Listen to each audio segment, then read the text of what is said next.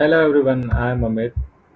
In classification video series, we have discussed classification theory part.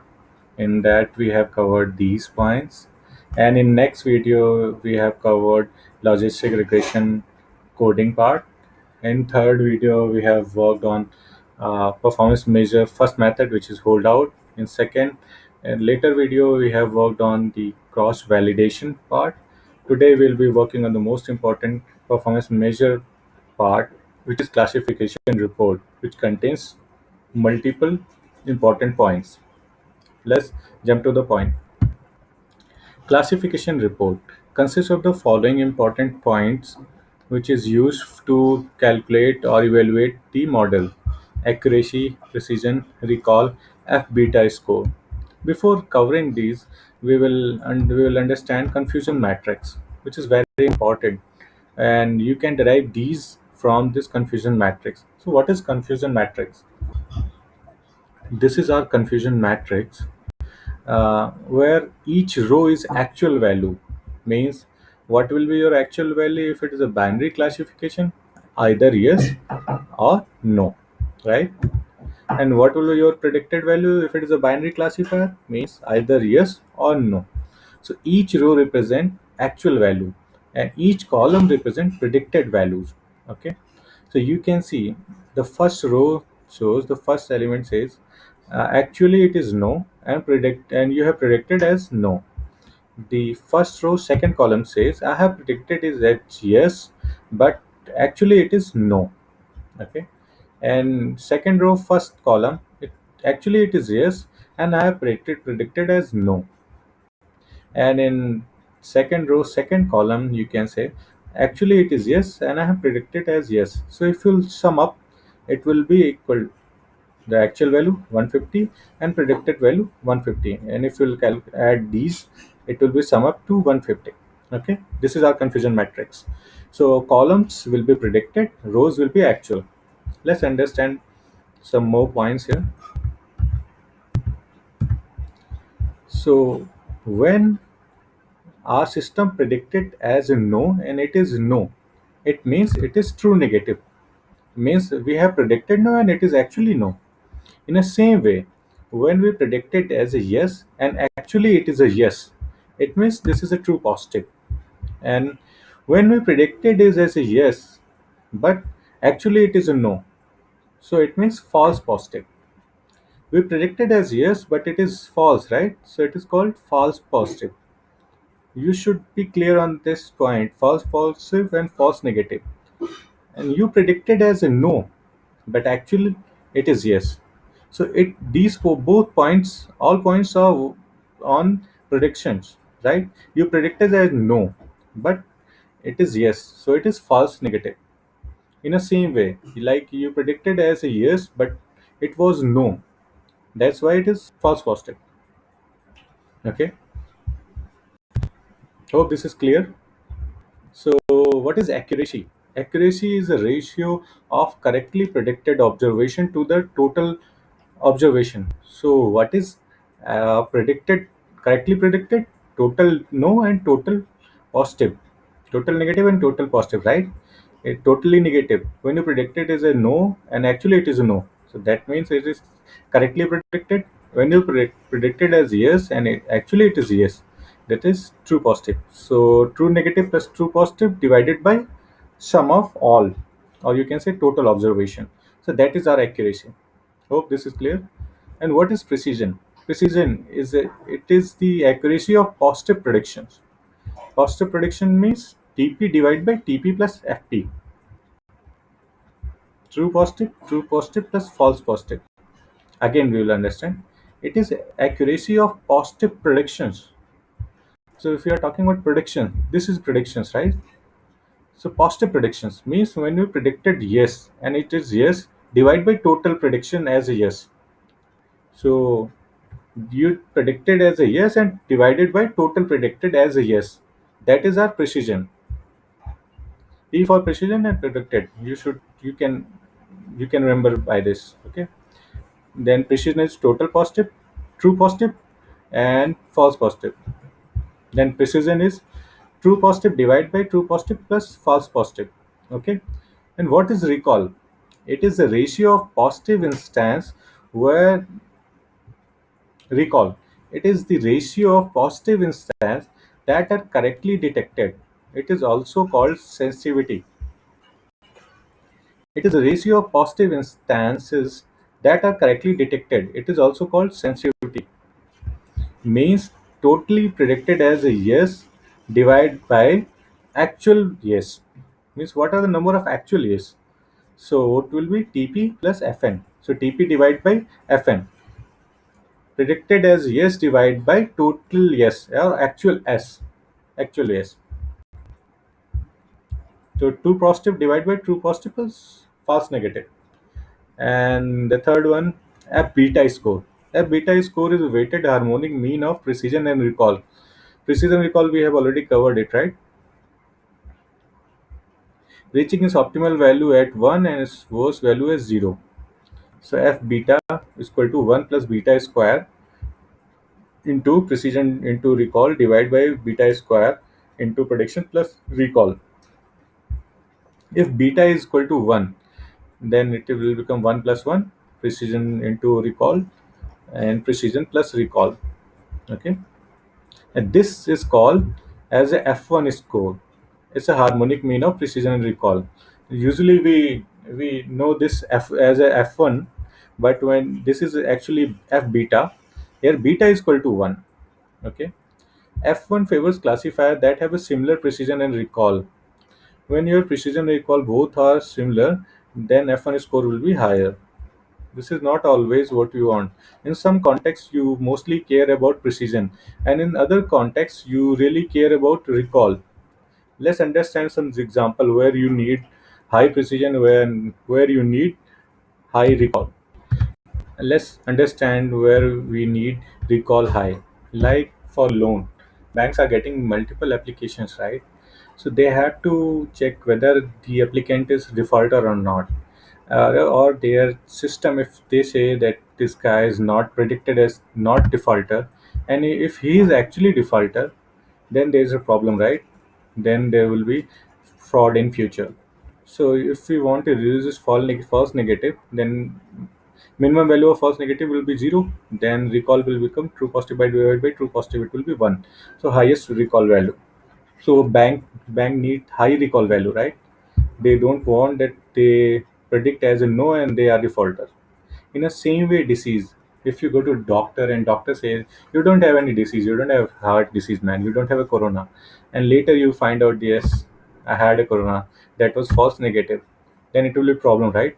So even in disease cases, we need highest recall value, right? Let's understand when we need higher precision value, like YouTube Kids. Like in we have YouTube Kids option, right?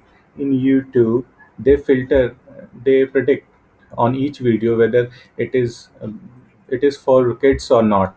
So in that case, YouTube needs higher precision. They want to reduce this false positive, where they will say yes, it is for kids and it is not, that content is not for kids, right? So false positive should be reduced. False positive is reduced, then true positive divided by true positive precision will be high, right? If it is minimum means, and minimum value of false positive would be 0, means we didn't predicted any false positive, right? So precision will be high. So in YouTube Kids or any video streaming channels which is for kids, they need high precision. They want correct prediction method, so that they can predict correctly that yes, this video is only for kids, right? They don't want any false positive. Next example, soft lifter in most shopping mall. If you have next defense method to avoid the shoplifting, and you have surveillance system, and you are checking whether the person is shoplifter or a normal buyer. You don't want to hurt a normal buyer or regular buyer, right? By doing extra checking. So in that time, you want false positive to be reduced. You don't want people to, you don't want your frequent customer or your normal customer to be checked uh, thoroughly, right? That time you want false positive to be reduced, means high precision, right? means you don't want to predict them as a soft lifter. Did you get it? You want to predict accurately that I have predicted 10 people as a soft lifter and they should be soft lifter. If you are predicting 10 people as a soft lifter and those 10 are your regular and daily customer and you rely on them and you predicted false positive and they went to a high security measure and they went to multiple checkings, so they will get frustrated and that time result will be will be against to the mall, right? So that time they need high precision. So we have seen two examples for high precision and high recall. Hope it is clear. In precision, when you want your prediction to be good, your predictions to be high, that time you'll be using as high precision. You remember as a P as a precision and P as a prediction. And recall, when you want actually correct from the actual, when you want your prediction to be correct from actual, like if you have 100 and you have predicted all hundreds correctly, that time we need high recall. Hope this is clear. Let's jump to the coding part. This is very confusing part. You have to understand multiple times, only then you will get the gist of it. So I have imported classification report from sklearn matrix, and I have imported cross val predict from model sklearn model selection. Okay. X, I have iris data. We are using iris dataset. It has 150 rows, and we have four column of features and one target, three target value: iris versicolor, iris setosa, and virginica. We are using binary classifier. We are using iris virginica. Okay. So in X, I have saved the X data, all four features or columns. In Y, I have selected a virginica. Okay. So it will be either 0 or 1. It will be 1 when it is virginica. Okay. And now X train X test, Y train Y test. I have used this test train test split function. I have already used in earlier method. You can understand it from there as well. And you use shift and tab to get the information about any function in Python. Okay. So I have given X and Y random state 42, so that next time if you run, you will get the same shuffled data. So this shuffle the data and randomly select X train and Y train, X test and Y test. And I have given test size as a 0.2, 20%, 150 into 20 is equal to 30. I have checked the just shape of each. So you can say 120 and 30. Now, cross validate predict, which I have used. Earlier, we have used cross validation score, which is using k fold method, right? So, I'm using cross val predict. So, we can see this is estimator function, shift and tab. We can see estimator x and y and CV value. Okay. So cross val predict and our estimator log underscore reg. I have already created object of logistic regression as a log underscore reg. I am passing x test, y test. So I have taken CV is equal to 5. Like in cross val method, a k-fold method, we have divided the training data into 5 part. In each 5 part, we have further divided the data into training set and testing set. So in each k fold we had k training data and k testing data.